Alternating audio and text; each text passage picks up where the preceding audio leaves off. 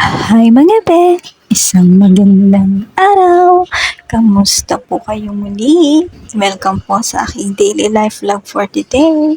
At iyan nga ang ating mga gawain sa umaga. Maglinis, magligpit, at ulit-ulit lamang. Ikaw, kamusta? Natapos mo na ba ang mga gawain mo? Ako, eto, tuloy pa rin. Dami ko nga iniisip habang nagtatrabaho ako. Pero di naman ako pumapayat. Why ganon? Kaya bilis ng paglipas ng mga araw, no? Napapansin nyo rin ba? Ang lapit ng mag-Disyembre. Ay, November pala muna. Medyo makulimlim nga kaninang umaga, pero habang palipas ang oras, medyo umaaraw na ngayon at ang init.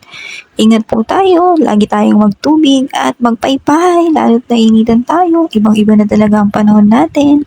At yan nga, natapos na ako maglinis, nagpalit naman ako ng plastic ng mga basurahan namin dito. Madali lang pala ulam namin ngayon, pritong bangus at isisigang ko din nga pala yung 3 piraso. At yan na nga yung mga sangkap nila. Ay, ang dami kong naiisip. Tinadaan ko na lang sa panonood ng K-drama at pag-i-edit ng mga videos. Medyo naaaliw naman kahit paano. Natapos kong magsaing, ayan na nga, nagsali na rin pala ako ng paminta at naubusan na ang aming lagayan.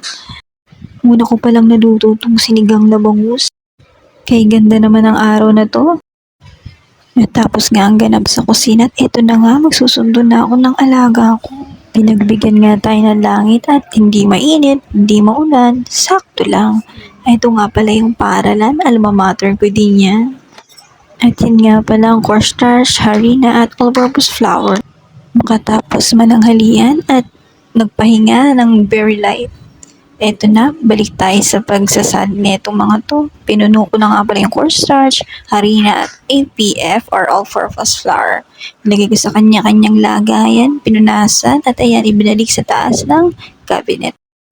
Oh, busy-busy inday nyo. Mas mainam na to kaysa naman mag-overthink.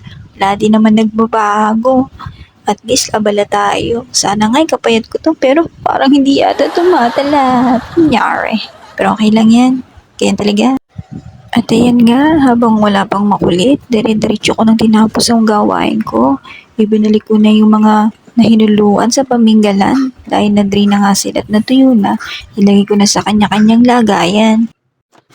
At ito nga palang dish drainer namin na ito, naisipan ko na ring linisin at amoy lumot na nga. Yung iba nga nanikit na, hindi ko na mababad kasi lagi din namin ginagamit.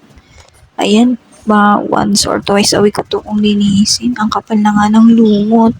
Ayan, malinis na yan mamaya. Ito nga yung part na nag-moment ang inday lola nyo.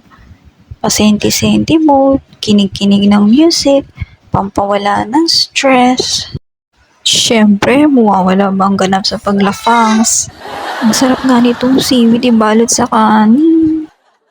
Yan nga yung kanin ko na may salted egg at irarap ko nga dito sa seaweed na yan. Ang sarap nga yan.